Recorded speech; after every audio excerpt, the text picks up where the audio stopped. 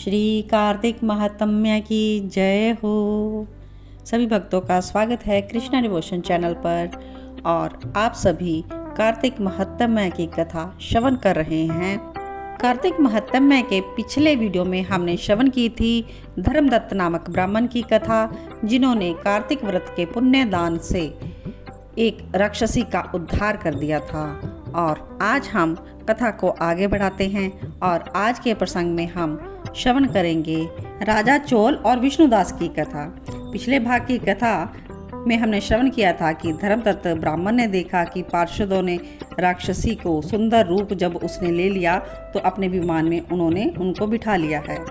तो उन पार्षदों से धर्मदत्त ब्राह्मण सवाल करते हैं कि प्राय सभी लोग भक्तों का कष्ट दूर करने वाले श्री विष्णु की यज्ञ, दान, व्रत, तीर्थ, साधन और तपस्याओं के द्वारा विधि पूर्वक आराधना करते हैं, लेकिन आप कोई ऐसा साधन बताएं कि जो श्री विष्णु को प्रीतिकारक हो और जिसके करने से उनकी सामीप्य प्राप्ति हो।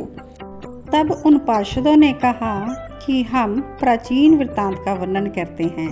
पहले कांचीपुर में चोल नाम का एक चक्रवर्ती राजा था और राजा चोल जब इस भूमंडल का शासन करते थे तो उस समय कोई भी मनुष्य दरिद्र, दुखी, पाप में मन लगाने वाला या रोगी नहीं था।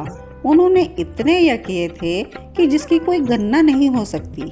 एक समय की बात है, राजा चोल अनंत शयन नामक तीर्थ में गए और जगदीश्वर श्री विष्णु वहां पर योग निद्रा का आश्रय ले रहे थे।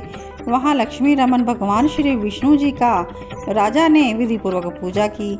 मणि, मोती, स्वर्ण से बने सुंदर फूलों से उनका पूजन किया और साष्टांग प्रणाम किया। और जब प्रणाम करके जैसे ही उठा तो उन्होंने वहां पर एक ब्राह्मण को देखा। तो वो भी कांचीपुर का वासी था। उसका नाम विष्णुदास था। वे भगवान की पूजा के लिए अपने हाथ में तुलसी दल और जल लिए हुए था।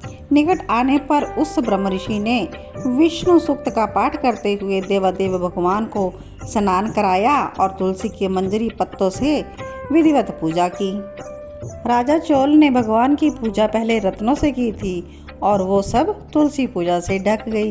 तो राजा बहुत कुपित हुआ और बोलने लगा ब्राह्मण को कि विष्णुदास, मैंने तो मणियों स्वर्ण से भगवान की पूजा की थी, कितनी सुंदर लग रही थी, लेकिन तुमने तुलसी दल चढ़ाकर सब ढक दिया।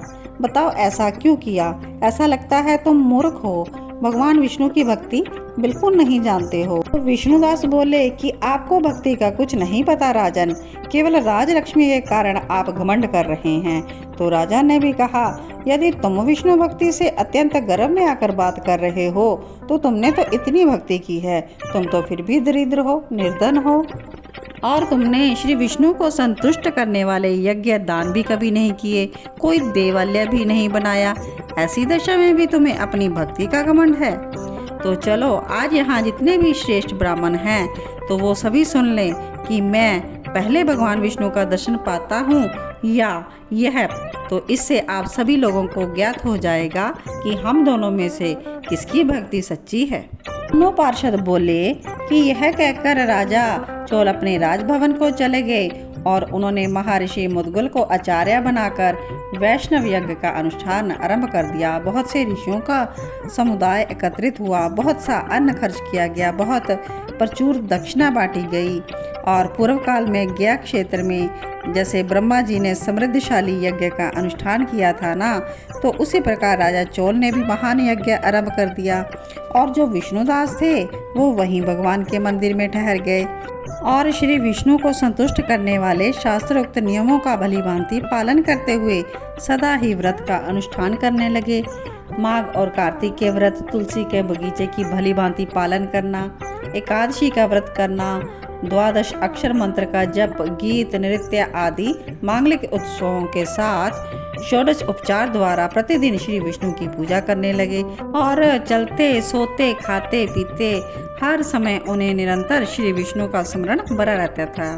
वे समदर्शी थे और संपूर्ण प्राणियों में भगवान विष्णु को स्थित देखते थे। इस प्रकार राजा और विष्णुदास दोनों अपने अपने अनुसार विधि से व्रत करने में संलग्न रहे।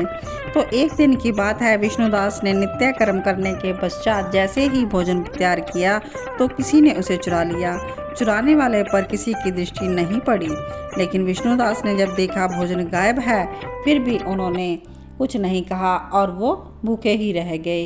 उन्होंने कहा कि अगर मैं दोबारा भोजन तैयार करने लगूंगा तो मेरा समय व्यर्थ हो जाएगा। मैंने तो श्री विष्णु जी की संध्या पूजा अर्चन करनी है, इसलिए वो भूखे ही रह गए।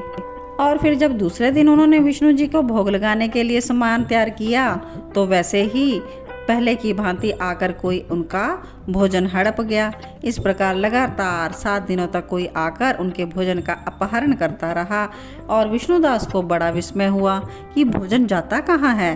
तो उन्होंने कहा कि मैं तो यहाँ पर क्षेत्र संन्यास में आ चुका हूँ, यानी कि यहाँ पर तो कोई आता जाता भी नहीं है, तो फिर मेरी रसोई कौन चुरा के ले जाता है।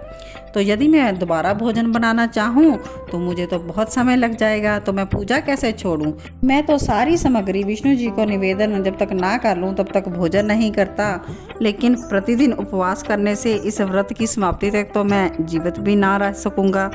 तो आज मैं अपनी रसोई की भली भांति रक्षा करूँगा। यह सोचकर भोजन बनाने के पश्चात वो वहीं पर कहीं जाकर छिप गए। इतने में उन्हें एक चंडाल आता हुआ दिखाई दिया जो रसोई का अन्न हड़प ले जाने को तैयार खड़ा था। भूख के मारे उसका शरीर दुर्बल था, मुख पर दीनता थी, शरीर पर हाड़ चाम के अलावा कुछ नहीं था। उसे देखकर ब्राह्मण विष्णुदास का हृदय करुणा से व्यथित हो उठा। उन्होंने भोजन लेकर जाते हुए चंडाल पर दृष्टि डाली और कहा, भैया जरा ठहरो, क्यों रूखा सूखा खाते हो, यह घी तो ले लो। इस तरह बोलते हुए विष्णुदास जी उस चंडाल के पीछे बड़े वेग से दौड़े और भय से मूर्छित होकर गिर पड़े। चंडाल को भयभीत और मूर्छित देखकर विष्णुदास वेग से चलकर उसके पास पहुँचे और करुणावश अपने वस्त्र के किनारे उसको हवा करने लगे। तब वह उठकर खड़ा हो गया और जब विष्णुदास ने देखा वो चंडाल नहीं है, वो तो साक्षात भगवान नारायण ही शंख चक्र गदा धारण किए सामने विराजमान हैं। उनके कटी में पीताम्बर, 4 भुजाएं, हृदय में श्री वत्स का चिन्ह और मस्तक पर किरीट शोभा पा रहे हैं। अलसी के फूल की भांति श्याम सुंदर शरीर कौस्तुभ मणि से जगमगाते हुए वक्षस्थल की अपूर्व शोभा हो रही है। इस प्रकार प्रभु को अपने प्रत्यक्ष देखकर विष्णुदास सात्विक भावों से वशीभूत हो गए। सात्विक भाव कौन से? प्रेम की प्रगाढ़ अवस्था होने पर 8 प्रकार के अंग विकारों को जो कि सत्व गुण की प्रेरणा से प्रकट होते हैं, उन्हें सात्विक भाव कहते हैं। जैसे कि उनके नाम है स्तंभ, यानी कि आश्चर्य से चकित रह जाना, संवेद, शरीर का पसीने से नहा जाना, रोमांच, स्वर का भंग हो जाना, कंपना, विवरणता, आंसू आ जाना और प्रलय। इस प्रकार से सात्विक भाव उत्पन्न हो जाते हैं भगवान की भक्ति में। विष्णुदास स्तुति और नमस्कार करने में भी समर्थ ना हो सके और उस समय वहाँ इंद्र आदि देवता भी आ पहुँचे। गंधर्व अप्सराएं आ गई, गाने नाचने लगे और वह स्थान सैकड़ों विमानों से भर गया। देव ऋषियों के समुदाय से सुशोभित होने लगा। चारों ओर गीत वाद्यों की ध्वनि छा गई और भगवान विष्णु ने सात्विक व्रत का पालन करने वाले अपने भक्त विष्णुदास को छाती से लगा लिया और उन्हें अपने जैसा ही रूप देकर वैकुंठ धाम को ले चले। उस समय यज्ञ में दीक्षित हुए राजा चोर ने देखा कि विष्णुदास तो एक सुंदर विमान पर बैठकर भगवान विष्णु जी के समीप जा रहे हैं। विष्णुदास को वैकुंठ धाम में जाते हुए देखा तो राजा ने तुरंत ही अपने महर्षि मुद्गिल को बुलाया और राजा कहने लगे कि मैंने इतने यज्ञ, दान आदि कर्म का अनुष्ठान किया है, लेकिन वो ब्राह्मण भगवान विष्णु का रूप धारण करके मुझसे भी पहले वैकुंठ धाम में जा रहे हैं। मैंने इस वैष्णव योग में भली भांति दीक्षित होकर अग्नि में हवन किया, दान आदि द्वारा ब्राह्मणों का मनोरथ पूर्ण किया, तब भी भगवान मुझ पर प्रसन्न नहीं हुए। इस ब्राह्मण की केवल भक्ति के कारण, तुलसी दल से पूजा के कारण ही श्री हरि ने प्रत्यक्ष दर्शन दे दिए। तय इस बात से यही जान पड़ता है कि भगवान विष्णु केवल दान और यज्ञों से प्रसन्न नहीं होते, उन प्रभु का दर्शन करवाने के लिए भक्ति ही प्रधान कारण है। इस प्रकार दोनों पार्षदों ने सारी कथा बताई और कहा कि राजा ने सभी राज्य सिंहासन अपने भांजे को दे दिया और स्वयं यज्ञशाला में गए और यज्ञ कुंड के सामने खड़े होकर श्री विष्णु को संबोधित करते हुए उन्होंने कहा कि भगवान विष्णु, आप मुझे मन, वाणी, शरीर और क्रिया स्थिर द्वारा भक्ति प्रदान कीजिए। और ऐसा कह वह देखते ही देखते अग्नि में कूद पड़े। और उस समय मुद्गल मुनि ने क्रोध में आकर अपनी शिखा उखाड़ ली। और आज तक भी मुद्गल ब्राह्मण बिना शिखा के होते हैं। तो राजा ज्यों ही अग्नि के कुंड में कूदे, वहाँ उसी समय भक्त वत्सल भगवान विष्णु प्रकट हो गए और उन्होंने राजा को छाती से लगा लिया और एक श्रेष्ठ विमान में बिठाया और अपने साथ रूप लेकर देवेश्वर विकुंठ धाम को प्रस्थान किया। और वही विष्णुदास पुण्यशील नाम से भगवान के प्रसिद्ध पार्षद हुए और जो राजा चोल थे वो सुशील नाम के पार्षद हुए और वो हम दोनों ही हैं। लक्ष्मी जी के प्रीतम श्री हरि ने हमें अपने ही समान रूप देकर अपना द्वारपाल नियुक्त कर लिया है। इसलिए हे धर्मज्ञ ब्राह्मण, तुम भी सदा भगवान विष्णु के व्रत में स्थित रहो, मत्सर्य और दंभ का परित्याग कर दो, सबको समान दृष्टि से देखो, मसूर, कांजी और बैंगन को खाना छोड़ दो। और ऐसा करने से तुम का जो शरीर का अंत होने पर तुम श्री विष्णु के परम पद को प्राप्त करोगे। जैसे हम लोगों ने भगवान की भक्ति से ही उन्हें पाया है, उसी प्रकार तुम भी उन्हें प्राप्त कर लोगे।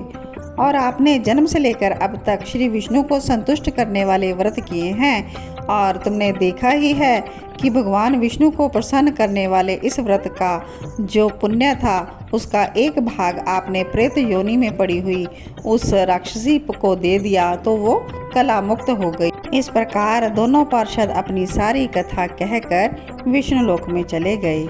नारद जी कहते हैं कि इस प्रकार विमान पर बैठे हुए विष्णु के दूतों ने धर्मदत्त को उपदेश देकर कलह के साथ वैकुंठ धाम की यात्रा की और उसके पश्चात धर्मदत्त भी पूर्ण विश्वास के साथ उस व्रत में लग रहे और शरीर का अंत होने पर वो भगवान के परम धाम को चले गए। इस प्राचीन इतिहास की कथा को जो भी सुनता है या सुनाता है वह जगत गुरु भगवान की कृपा का पात्र होता है और भगवान को प्राप्त करने वाली उत्तम गति को पाता है। तो बोलिए कार्तिक महात्म्य की जय हो, श्री विष्णु भगवान की जय हो। तो इस प्रकार कार्तिक महात्म्य में आप सबने श्रवण की भगवान विष्णु को प्राप्त करने की कथा, भगवान विष्णु धाम को प्राप्त करने की कथा और मोक्ष प्राप्ति की कथा। तो भगवान को प्राप्ति के लिए ज़रूरी नहीं कि आप रतन मणियों स्वर्ण के द्वारा ही भगवान की पूजा करें। आप तुलसी दल, एकादशी व्रत और भगवान की पूजा भक्ति में संलग्न रहकर भी श्री हरि को प्रसन्न कर सकते हैं और उन्हें प्राप्त कर सकते हैं, और वो भी सबसे पहले। और भगवान अपने भक्तों को सदा के लिए अपने जैसा रूप देकर अपने धाम में निवास देते हैं, जैसा कि राजा चौल और विष्णुदास जी को उन्होंने अपने पार्षदों के रूप में नियुक्त कर दिया। तो आप सभी अगर मोक्ष की प्राप्ति करना चाहते हैं तो सदैव विष्णु भक्ति, हरि भक्ति में संलग्न रहें और भगवत कार्यों में हमेशा आप अपना योगदान देते रहें और प्रभु की भक्ति में लीन रहें। कृष्णा डिवोशन चैनल आपका अपना चैनल, भक्ति का चैनल, सदैव श्री हरि की भक्ति के लिए आपको प्रेरित करता है। तो ऐसे ही कथा और भक्ति वीडियोस देखने के लिए जुड़े रहे कृष्णा डिवोशन चैनल के साथ और चैनल को सब्सक्राइब करना ना भूलें। तो इन्हीं शब्दों के साथ आज के वीडियो को विश्राम देते हैं। मिलते हैं अपने नेक्स्ट वीडियो में। तब तक के लिए सभी को जय श्री कृष्णा। ओम नमो भगवते वासुदेवाय।